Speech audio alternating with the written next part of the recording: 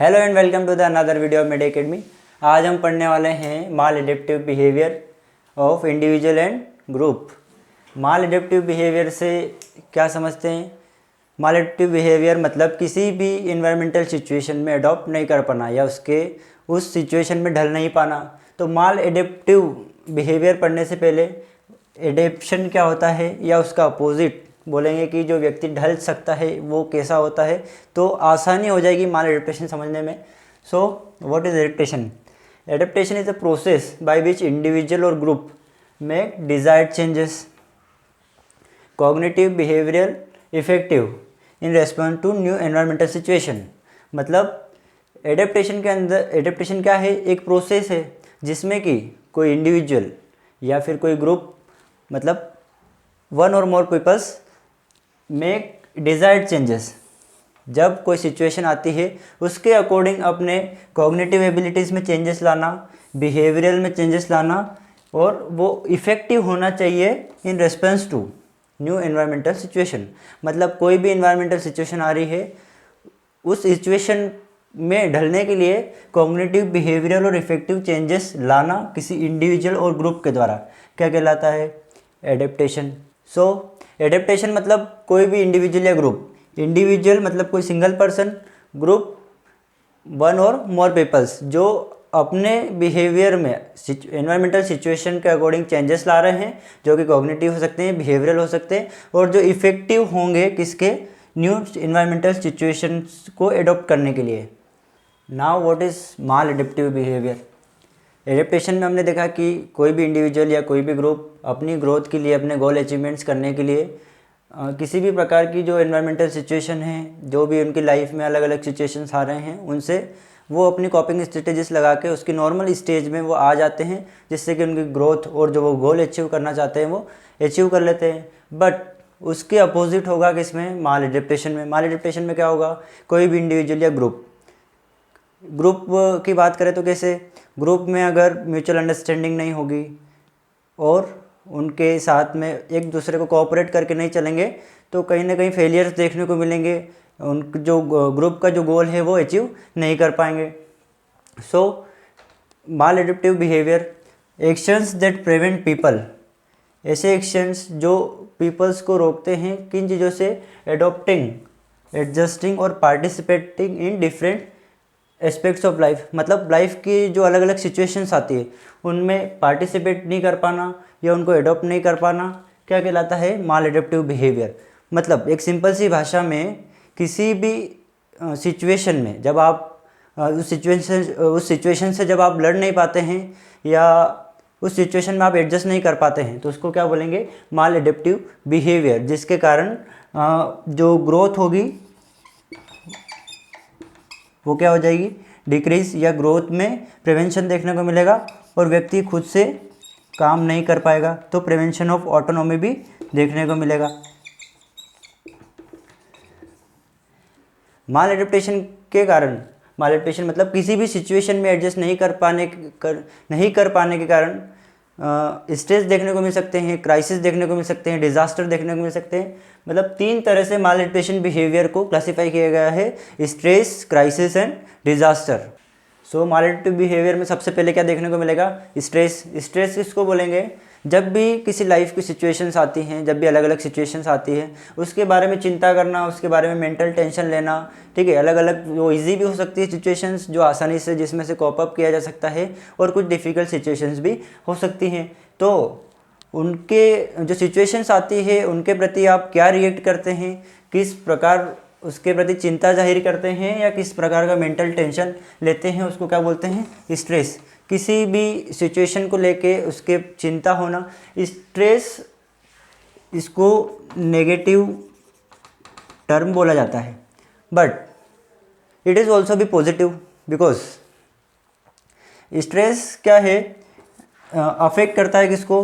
Body और mind को, दोनों चीज़ों को अफेक्ट करेगा। अगर बहुत ज़्यादा लिमिट में अगर स्ट्रेस कोई व्यक्ति लेगा या कोई इंडिविजुअल लेगा, तो क्या होगा? उसकी बॉडी भी अफेक्ट होगी और उसका माइंड भी अफेक्ट होगा। But little bit stress is good, मतलब कुछ स्ट्रेस लेना बॉडी के लिए और माइंड के लिए अच्छा होता है। क्यों? क्योंकि वो हेल्प करता है अलग अलग डेली एक्टिविटीज़ को परफॉर्म करने के लिए। क्यों? क्योंकि किसी व्यक्ति को अगर किसी भी काम के प्रति चिंता नहीं होगी तो वो उससे अवेयर नहीं होगा, अवेयर नहीं होगा तो उस काम को करने में उसकी दिलचस्पी नहीं होगी। तो उस चीज़ के लिए अवेयर होना, उस काम के प्रति चिंता होना, उसके प्रति जागरूक होना भी ज़रूरी है। सो पॉजिटिव चीज़ों के लिए जो स्ट्रेस कॉज होता है उसको क्या बोलेंगे? You stress. यू स्ट्रेस को क्या बोलेंगे? ये क्या है? एक गुड स्ट्रेस है। एग्जाम्पल के लिए बोल सकते हैं कि आप अपने एग्ज़ाम्स के लिए प्रिपरेशन कर रहे हैं, उसके कारण जो वरी हो रही है, एंजाइटी हो रही है, वो क्या है? You stress. क्यों?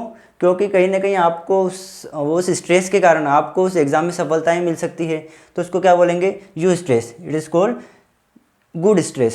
सो यू स्ट्रेस अगर कहीं टर्म आती है तो उसको क्या बोलेंगे? कि वो एक गुड स्ट्रेस है और वो कहीं ना कहीं प्रमोट करेगा प्रोग्रेस में, या प्रमोट करेगा आपके अच्छे के लिए। सो स्ट्रेस में हमने समझा कि एक स्टेट है जिसमें कोई भी व्यक्ति चिंता कर रहा है किसी भी आने वाली सिचुएशंस के लिए और उससे लड़ने की कोशिश कर रहा है कि इस सिचुएशन से मुझे बाहर निकलना है।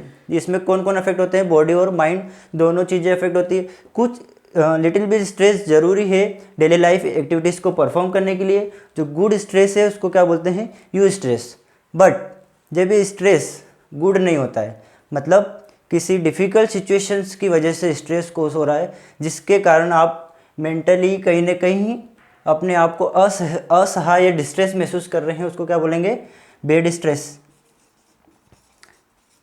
So good stress, you stress तो मतलब किसी प्रोग्रेस के लिए या किसी अच्छे काम के लिए जो स्ट्रेस हो रहा है उसको बोलेंगे। बट इसको माल एडेप्टिव बिहेवियर में इसलिए रखा गया है क्योंकि ये किसी डिफ़िकल्ट सिचुएशंस की वजह से भी हो सकता है।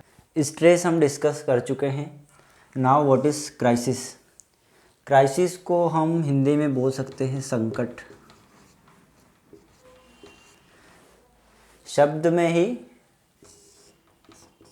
गहराई है, मतलब कहीं ना कहीं संकट में होना, मतलब जब व्यक्ति अपनी कॉपिंग स्ट्रेटेजीज लगाता है पर वो उन चीज़ों से कॉप अप नहीं कर पाता है, मतलब कोई डिफ़िकल्ट सिचुएशंस आ रही हैं उनसे लड़ नहीं पा रहा है, अपनी कस्टमरी जो फैशंस है या कस्टमरी जो कॉप अप स्ट्रेटेजीज है जो वो आज तक लगाते हुए उन चीज़ों में सफल हो पा रहा था। जब कोई ऐसी सिचुएशंस आ जाती है लाइफ में जब आप उनसे लड़ नहीं पाते हैं, उनके प्रति असहाय महसूस करने लगते हैं, तो उसको क्या बोलेंगे? क्राइसिस। क्राइसिस मतलब संकट बोल सकते हैं कि ये स्ट्रेस का एडवांस वर्जन। एडवांस मतलब बहुत ज़्यादा एडवांस, मतलब जिसमें कोई व्यक्ति अपनी सारी एबिलिटीज़ लगा देता है, उसमें झोंक देता है उस चीज़ से बाहर निकलने के लिए, पर वो उससे कॉप अप नहीं कर पाता है। So what are the stages of crisis? Stages के थ्रू क्राइसिस को समझने में थोड़ी सी आसानी होगी। स्टेजेस ऑफ क्राइसिस, जो कि एक अमेरिकन साइकोलॉजिस्ट थे कैप्लन, कब दी थी? 1964 में। 1964 में कैप्लन ने स्टेजेस ऑफ क्राइसिस को एक्सप्लेन किया था। तो सबसे पहले क्या होगा? Experience anxiety. कोई भी इंडिविजुअल होगा वो क्या करेगा? एंजाइटी होगी उसको। Try to cope up with customary fashions, मतलब वो पुरानी सिचुएशन से जैसे निकलता आया है वो उन्हीं पुरानी स्ट्रेटेजीज से, जिन सिचुएशन से निकलते आया है वही स्ट्रेटेजीज या वही कस्टमरी फैशन स्ट्रेटेजीज वो किस में लगाएगा? उसकी जो डिफ़िकल्ट सिचुएशन जिसमें वो फंसा है या जिस सिचुएशन जो स्ट्रेसर जो सिचुएशन कोस कर रहा है उसमें वही जो कस्टमरी फैशन से उन्हीं चीज़ों को लगाने की कोशिश करेगा, जिसके कारण उसको क्या होगी? Anxiety increase. सेकेंड स्टेज में क्या होगा? एंजाइटी इंक्रीज होगी कब? जब उसकी जो कस्टमरी कॉपिंग स्किल्स है, मतलब जिन स्किल्स से वो पुरानी सभी सिचुएशन से लड़ते आया है, जब वो काम नहीं करेगी तो उसकी एंजाइटी क्या होगी? और इंक्रीज हो जाएगी। सो थर्ड स्टेज में क्या होगा? Person make all possible effort to deal with stressor. Person क्या करेगा? अपने सभी एफर्ट्स लगाएगा उस परेशानी से लड़ने के लिए या जो उस स्ट्रेसर से लड़ने के लिए जो डिफ़िकल्टी कोस कर रहा है, और साथ ही वो कुछ नए मेथड्स का भी प्रयोग करेगा। पर जब वो नए मेथड्स भी काम नहीं कर रहे हैं, पुराने मेथड्स भी काम नहीं कर रहे हैं, तो वो पहुंच जाता है फोर्थ स्टेज में। फोर्थ स्टेज में क्या होगा? When fail.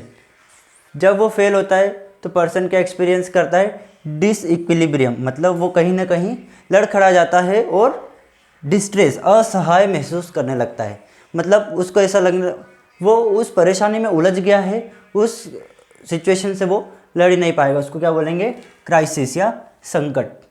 तो जब भी आपका दोस्त आपसे बोलता है कि वो एंजाइटी महसूस कर रहा है, वो अपने जो सिचुएशन है उससे लड़ नहीं पा रहा है, उसको डेली एंजाइटी हो रही है, या उसकी एंजाइटी मतलब दिन ब दिन बढ़ते जा रही है, और वो उसने सभी प्रयास कर लिए हैं किसी भी सिचुएशन से लड़ने के लिए, फिर भी वो उस चीज़ से कोप अप नहीं कर पा रहा है और वो अब असहाय महसूस करने लगा है, तो अपने दोस्त की मदद आपको करना है, उसको एक मेंटल सपोर्ट देना है, उसकी हेल्प शायद आप कर पाएँ। कैसे हो सकता है कि वो स्ट्रेटेजीज वो नहीं लगा पा रहा है, या उसकी कॉग्निटिव एबिलिटीज़ अलग है, आपकी कॉग्निटिव एबिलिटीज़ अलग है। क्यों? क्योंकि crisis person to person vary करता है। मेरी कॉग्निटिव एबिलिटीज़ अलग है, आपकी कॉग्निटिव एबिलिटीज़ अलग है। हो सकता है कि आप किसी को सपोर्ट करके आप उसके जो मेंटल हेल्थ का जो क्राइसिस है उससे उसको बाहर ला सकते हैं। तो कहीं ना कहीं मेंटल हेल्थ को प्रमोट करना बहुत ज़रूरी है, और आप जैसे और मुझ जैसे लोग ही इसको प्रमोट कर सकते हैं, क्योंकि मेंटल हेल्थ के बारे में बहुत से लोग अभी इसको बहुत बोल सकते हैं कि कॉमन लैंग्वेज में बहुत हल्के में लेते हैं। तो इसके लिए अवेयरनेस पैदा करना बहुत ज़रूरी है। तो कभी भी आप इन चीज़ों से जूझते हुए व्यक्ति को देखते हैं तो उसका सपोर्ट करना ही चाहिए। नेक्स्ट हम पढ़ेंगे माल एडेप्टिव बिहेवियर में ही तीसरी स्टेज, जिसको बोलते हैं डिज़ास्टर। नाउ स्ट्रेस हमने समझा, क्राइसिस हमने समझा, नेक्स्ट डिज़ास्टर। डिज़ास्टर क्या होता है, किसी भी ह्यूमन या कम्युनिटी के कंट्रोल में नहीं होता है। डिज़ास्टर मतलब, डिज़ास्टर हम क्या समझते हैं, आपदा।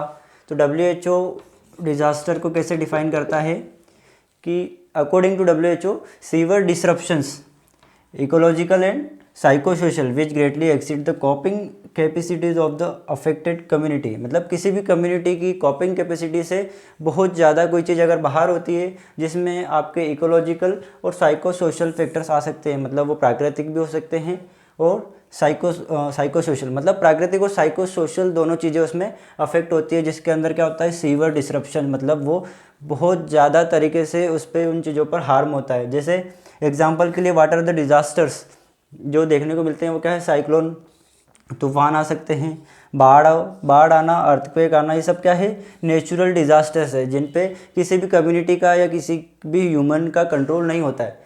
अब डिज़ास्टर हम मेंटल हेल्थ के अंदर क्यों पढ़ते हैं, क्योंकि इकोलॉजिकल चेंजेस तो होते ही हैं, साथ में इन सब चीज़ों के कारण जो मेंटल जो एबिलिटीज़ है वो भी अफेक्ट होती है।